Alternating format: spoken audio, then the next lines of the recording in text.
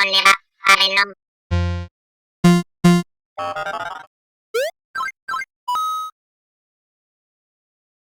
Hello and welcome back. I'm Robotronic, and today I wanted to talk to you guys about an awesome keyboard that I recently picked up. It's the Corsair K70 RGB. I'm so freaking in love with this keyboard. I've been using the Mac style keyboards for so long. I've forgotten how cool the mechanical keyboards really are, especially with this model, which has the Cherry MX red switches, which, you hear that? Yeah. That was love at first, what do you call that, sound? Love at first sound. Anyway, if you guys want to see a full review on the keyboard, I'll leave a link in the description below to Joanne Techlover, who does an amazing review of this keyboard. So anyway, I picked up this keyboard because I needed to replace my Mac keyboard, but I will ultimately use this keyboard for the PC that I want to build. Which you can check out my PC build log that I'm doing for this channel. But anyway, in the meantime, I'm using it on my Mac, and I noticed that there really wasn't much information on how to control the RGB lights through a Mac, because the Corsair software Q is PC only. So I thought I would make a video and show you guys what I found that seems to work for me to actually control the RGB lights through a Mac. Okay, so let's jump in and get started. All right, and here we are. This is where the link I provided in the description will take you to this page here. And the driver is called CKB, and it's for Linux and OS X. So you'll just want to scroll down. And oh yes, so I just want to say, you know, what this is saying here, disclaimer. Obviously, use this and download this at your own risk. Like it says here, this is not an official Corsair product.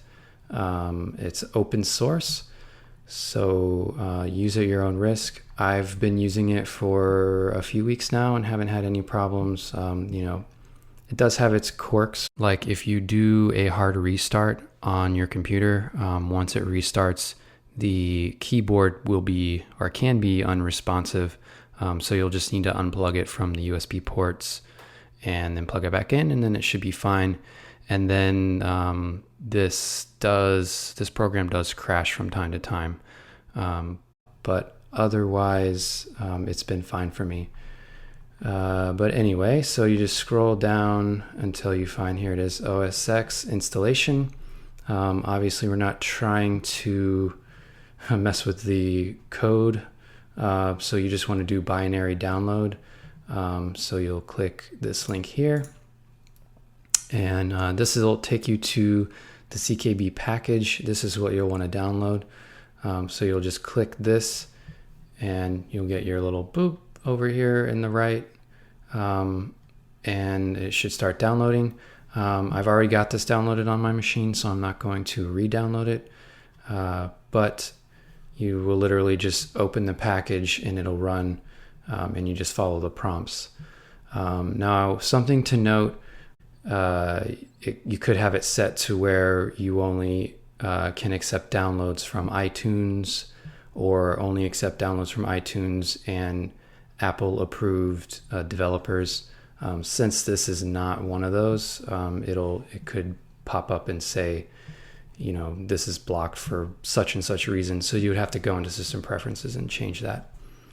Okay, so I will leave this page and we'll get right into the program. Okay, so here we have the CKB program, and this should be the first window you see once you open the program, and by default it'll be on demo and should be doing this M1 rainbow, which is basically the rainbow effect, as you can see here. And this is just to kind of show you what this program's capable of. It does breathing, and then it has trippy. Anyway, and then it also has the HW Profile 1, which I think means hardware profile 1. Don't quote me on that. Anyway, This HW mode one, this is the default settings you should have had when you plugged in your keyboard for the first time, which is the red with the white gaming buttons. Anyway, and then you see you can add new modes here.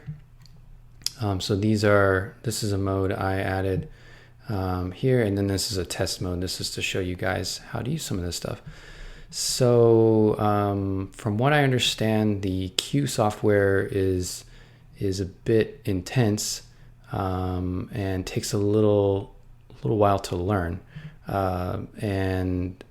This program is the opposite of that. This is very straightforward, pretty easy to use, but with that comes limitations, and most likely will not be as in depth as the Q software from Corsair. Now I haven't used that software yet. I'm still on my Mac. I'm in the process of working up to building my PC. So I'm only basing that opinion on things I've read and videos I've seen. But yeah, so this is still fun to use, but I'm sure this does not go as in depth as the Q software from what I've seen. Anyway, let's just jump right into this. So I created this kind of just for myself, red and white. I like the look of it. I think my PC build's going to be red and black, so kind of working towards that color scheme. And you can see here the whole keyboard's red except for the space bar, and then when you push a button they turn white. Ooh. Anyway, and then here is the test. So we'll just jump into this. I'm not going to go into super detail and show you every bit of this program and all the ins and outs. I kind of wanted to show you that yes, this does exist, and you can tweak your RGB lights on the K70 RGB from a Mac. Hopefully Corsair will eventually release their Q software over to the Mac platform, but it has yet to be seen. What are we, in a year to having this keyboard out at this point? Anyway, so here is where you can select color. I already changed this to yellow, but here you just click on this and you have these different options to select the colors. I prefer the RGB sliders and where you can actually input the values, but that's just me. And then the real gem to this whole program is the animations. So you would just click new animations. Let me just circle back to something here. When you want to make a change, you can actually select which keys you want to make the change to individually here, or just select all the keys like that. Like you want to make a couple of keys red or something. You can just do that, hit OK, and then you'll see now my top row there is red. Let's go back to a yellow. What did I do here? Oh, I had it more of like that. Okay. Anyway, let's go back to the animation. Sorry, skipping around here. We want this to affect all of our keys, so I'm going to select all of our keys. And here are your animation options. By default, it'll open up into animation gradient, but you have all of these wonderful choices.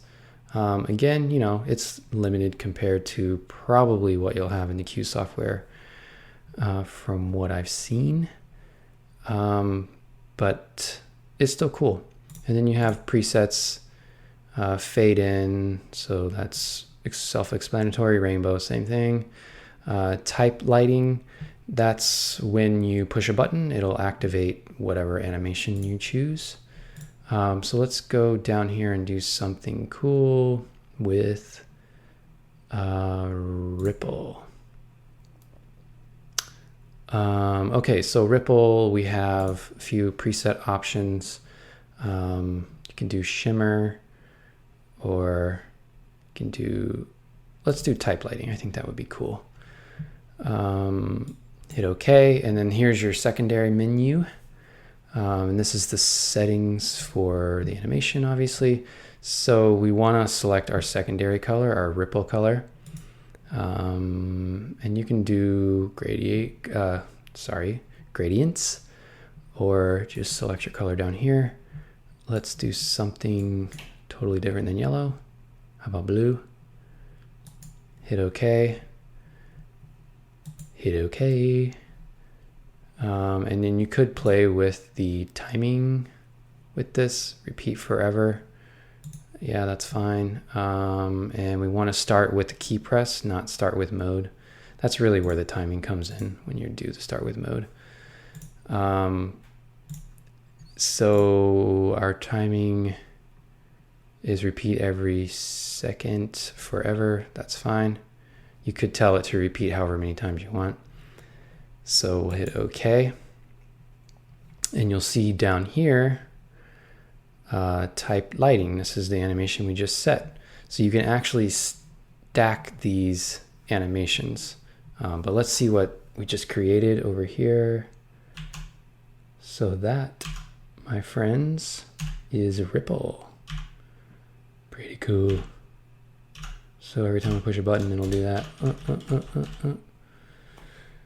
Okay, so like I said, you can stack animations. So let's add, this is going to end up looking really ugly, but you'll get the idea here. So let's add a gradient. Let's do fade in. And we'll hit OK. And I chose this because here we can kind of play with the timing. Let's choose a cooler. Let's do red.